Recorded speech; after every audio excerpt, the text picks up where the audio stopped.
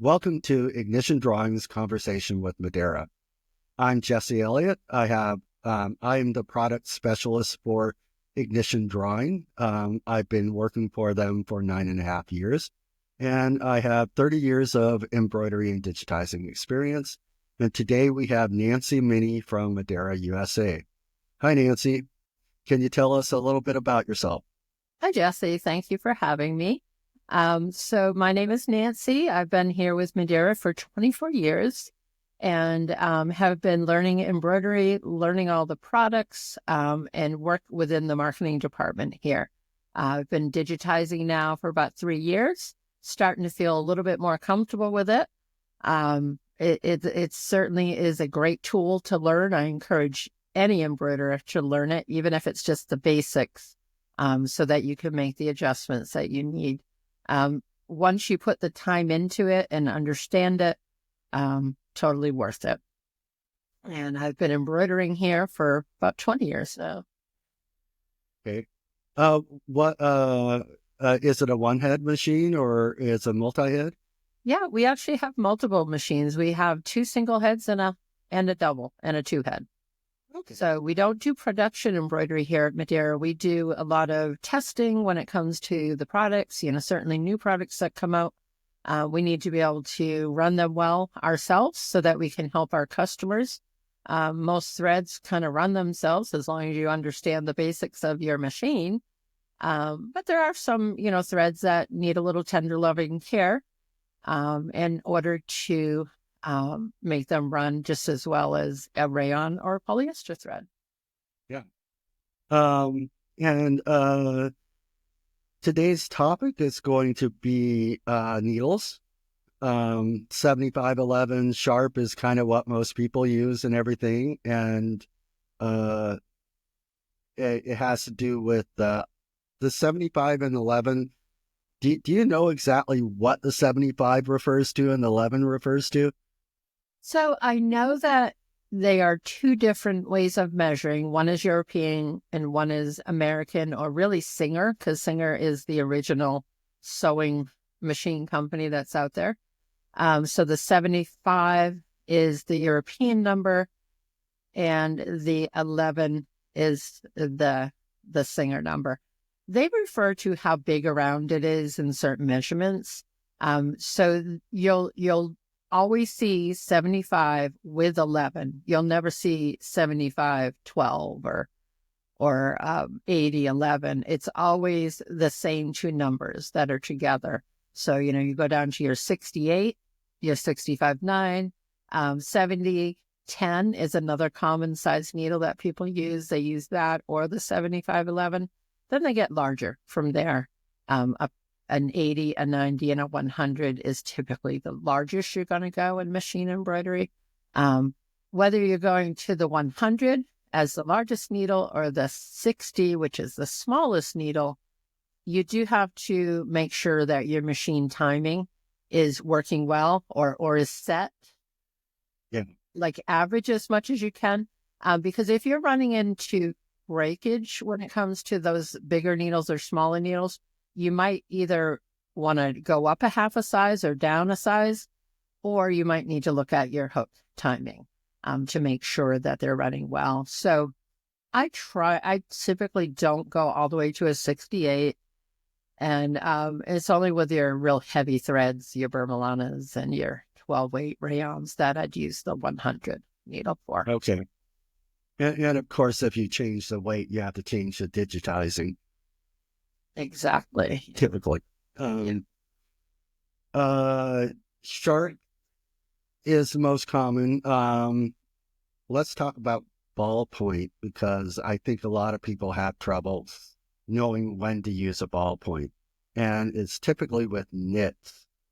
And it's because the sharp needle can shred the fabric, correct? That's correct.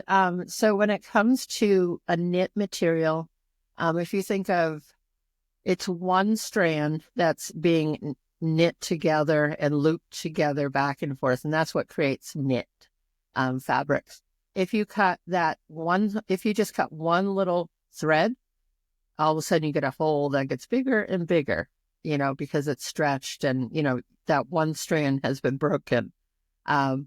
So when you're choosing your needles for knits, so Jesse, you said something interesting earlier that in your experience, you tend to use the sharps more often. In my experience, I tend to use ballpoints more often because I'm embroidering on lightweight dress shirts, t-shirts, polos, the performance wear, and a lot of stretchy stuff. Even like a knit sweater, I would use a ballpoint. Your sharps, which very often aren't sharps, they're kind of like medium sharps. I don't know how else to explain that. I think they even call them a medium ball. But to keep it clear, we have ballpoints and we have sharps. The true sharps that you really don't need on a regular basis would be for your really heavy duty canvas, just really tight and heavy woven materials. So when it comes to a sharp, it's your hats, your caps, because they're twill, a canvas, maybe a denim jacket. And it really depends on how thick it is, right? Denim isn't the same denim today as it was 40 years ago. Most of your denim now that you buy, whether it's in pants, jackets, has a little bit of lycra in it. So they're stretchy. So they're not quite, and they're just not as heavy as, 45 years ago, you bought a pair of denim Levi's and they could probably stand up on their own because they're so heavy duty. So, a sharp might have been more necessary for embroidering on that kind of denim. If something's not super heavy and tightly woven, your ballpoint is really going to cover a lot of that. And if you think of what you're doing out there as a corporate embroiderer, you're doing the restaurants, the hotel hospitality, you're doing uniforms, you're doing just logos on polo shirts and performance wear. Your ballpoint is going to cover most of that. And then now you're not cutting that one strand in that knit fabric and creating a hole. And you might not even notice it when you first embroider a design, because maybe you've only cut half of the strand.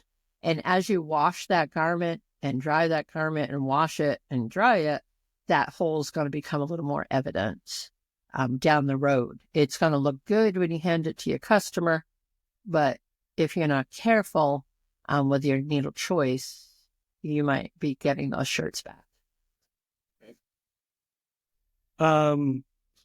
Let's see. How often should a person change needles?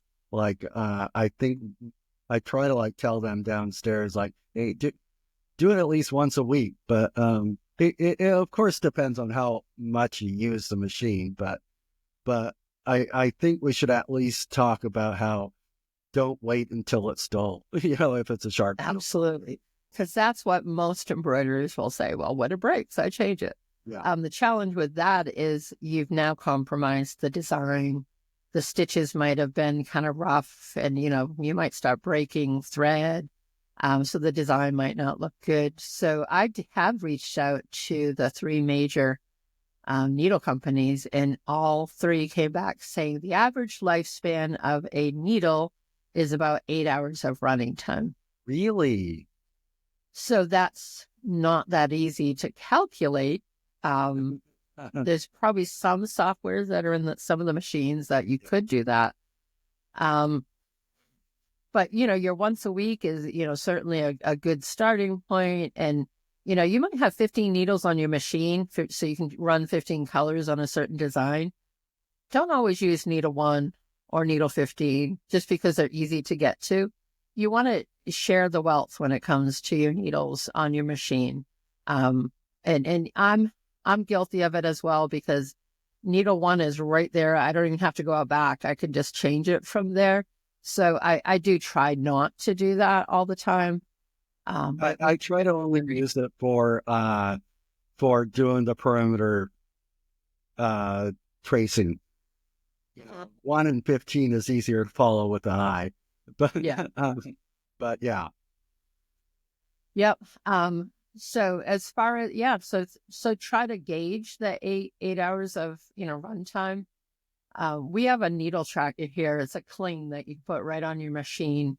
And it has 16 slots for up to 16 needles. We can't keep up with all the machines. Now they have 20 and 24 colors on them. So they might have to buy another cling to track it. But basically you can write down the needle size. You can circle whether it's sharp or ballpoint and the date when you changed it, because what you think is in your mind. I mean, you don't have to use this cling. It's a great tool to have, but you could just, have at least a pad of paper, a book or something that you can kind of record when you change it. Because, in your mind, you're thinking, oh, I just did that. And then you go to look out. It's like, oh, that was 2 months ago. That can't be right. So, recording your needles and when you change them not only helps you know how long they've been on there, but it also can kind of point out some inconsistencies maybe that you're having with that needle. It's like, why do I have to change this one all the time? Maybe there's something else that you need to look into. But it's a great recording of when you change. We talked about how a needle can, like if you use a sharp one on the wrong garment, it can shred the garment. But there's occasionally when the thread shreds in the needle. And I want to talk a little bit about that, because the trick is if you put in the needle not straight enough facing you, if it's a little to your left,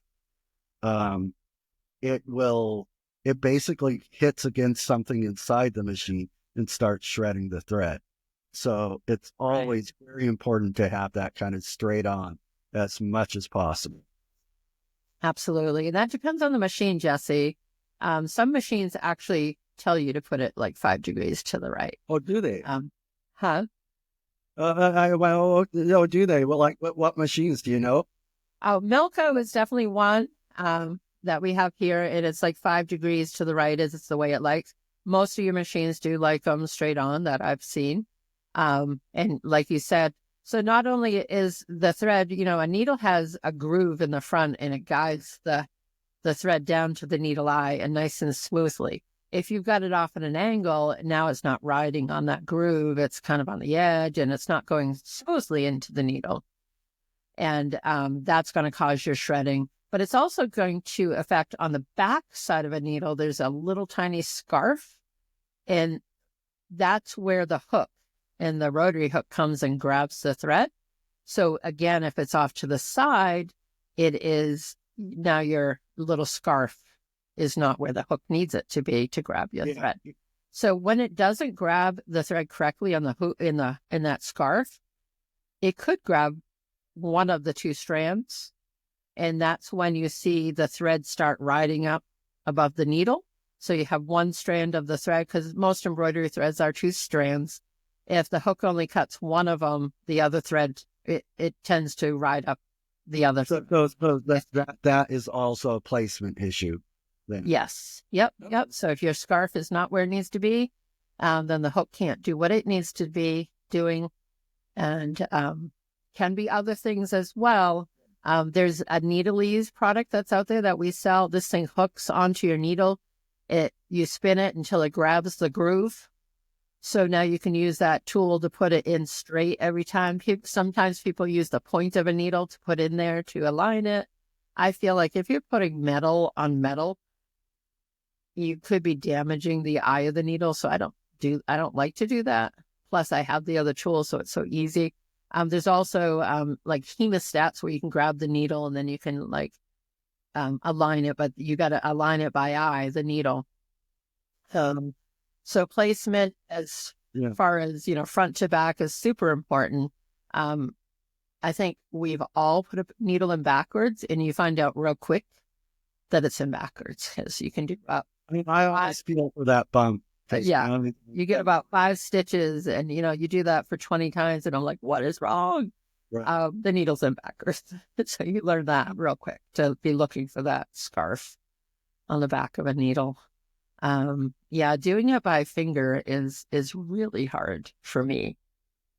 Yeah. That's the only way I've done it. So, but yeah, it is really difficult to make sure it's aligned, especially with lighting. Um, as Let's talk a little bit about small lettering. Um, s- you have a little technique about using a 65-9, but not changing the thread width, the thread weight, that is. Can you tell us a little bit about that? Because I've used this technique and I really like it, of just changing the needles if it was a little rough. Yeah. I mean, so if you're using a 7511, that's your norm that you use with your 40 weight thread, you can go down to a 65-9 needle and get a little bit more clarity. I feel that that's only the case with super kind of delicate designs and delicate fabrics as well. If you're embroidering on, like, I don't know, maybe canvas or something else that's heavier, changing your needle size is probably not going to make a big difference. And keep in mind with your smaller needles, they graduate from a half size needle. So a 68 needle to a 65-9 is a half a size in my mind. If you go from a 65 to a 75, that's a full size needle. So if you're going down a full size, you can gain a little bit more clarity, even with your 40 weight thread. But I would encourage you to try the thinner threads for, fine details or really small. Yeah, for really especially with lettering, the height. It's like you can't go very, basically, it's like a screen mesh. You have a higher screen mesh by going with the smaller needle and thinner thread. Yeah. So the penetration hole is smaller and you get a little more crispness to the design. But I have used that little trick before with when lettering doesn't look crisp. Yep. And keep in mind that water soluble topping is also can benefit with those thin columns as well. Okay. Just holds it up just enough to give it a little more clarity. Okay. Do you have any other insights on needles? Uh, like I was in, I was curious to find out that with the size, it's just one or the other. It had nothing to do with the length or the eyelet, because I always kind of thought perhaps it's the eye hole size kind of thing and stuff. So, but you do have needles with different size holes. Yes. So standard needles are really more for construction sewing, so on your sewing machines. The enlarged eyes are the embroidery type needles. And the reason why they're enlarged is, so if you look at a 7511 standard needle and a 7511 large eye, certainly with a magnifying glass, you could look at it and see the difference with that. So the size of the needle, like you said, is the same thickness, but the eye is larger. And that allows two things. Number one, it's easier to thread the needle. And I do have a tip for that as well.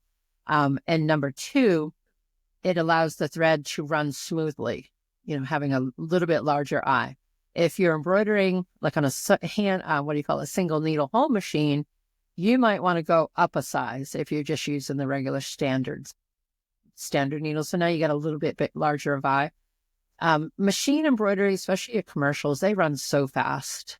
You need that needle eye to be the correct needle eye in the size. So the size of the needle is determined by the thickness of the thread. And some threads have some extra variables, like, a super twist that's real sparkly and twisted and thick, needs a real big needle. It doesn't matter what thread you're using. If the manufacturer should have a chart that says this is the size needle that's best used with this thread. You can get away with most of your threads with between a 65-9 and a 75-11. But it's what your machine likes and what's going to run well and what's going to look well in the end. So I do have it. So when it does come to threading those needles, I dread threading needles more than I dread changing needles. And my trick is I always have either a piece of paper or a piece of backing on my countertop. And if you're embroidering on something that's a dark color, you can't see that eye of the needle to save your life, right? So if you slide something white on top of your hoop, now all of a sudden you can see the eye of the needle. Yeah, I And refresh. that helps a lot with the threading. Another trick I like doing is I do that, but like usually you have that thread pretty close to the eyelet. And if it's right there and you're just like this, just blow while you're pushing it and it helps. Bite it right in there. I just breathe out, breathe out and it's a lot. Yeah. Yeah. Because usually, Sometimes you can get the thread on the groove and you can let it like kind of just slide down and then go in as well. yes. That's a good. Back when my eyesight was much better, I used to be able to easily like go right into the eyelet and into the needle foot. All press and put too. And it's like, yeah, I can do. Yeah. Yeah. Half the times I'm just aiming for the middle of the needle. It's not clear. I know where the eye is. So I'm like, oh, it's in. And it goes in most times. Yeah. Okay. Any more like information on needles that like this has been very informative. So, anything I think of? Sure. Keep in mind that 8 hours of running time. If I've had a tech share something with me, which I thought was great, is 3 strikes you're out, just like in baseball. If you can't explain a thread break and it's 3 times and you've checked the tension, you checked everything, I'll change that needle. Needles are relatively inexpensive. You buy a box of 100, and they're pennies when it comes down to it. So it's a quick fix that you may see a huge increase. The eye of the needle is so small, you're not going to see that it's worn out. So going back to the large eye needle, it's the same size as a standard needle, but the eye's bigger. So that means the sides of the eyes are thinner. You can't have one without the other. So they're going to they're going to kind of get out of shape quicker than a standard needle is for 2 reasons. One is because the sidewalls are thinner, and the other is that machine is running, 850 stitches a minute. So it's going really fast. It's wearing it out. Try to keep track of your needles, and always keep in mind quality as well. Buy nice quality needles and they will serve you well. Good advice. Thank you for your knowledge, and we'll do this again shortly. Okay, sounds good. Thank you, Jesse. All right. Have a good night. Bye-bye.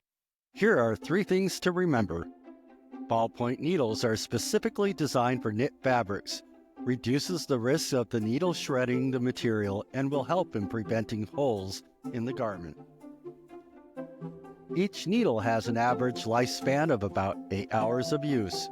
If you're unsure how long a needle has been in use, it's a good idea to replace it weekly. Madeira offers a product to help track needle usage time. Additionally, the placement and angle of the needle are important factors that can impact the quality of your design. If you have any questions, comment below or feel free to reach out to our helpful team. We appreciate you joining us, and we look forward to our next session.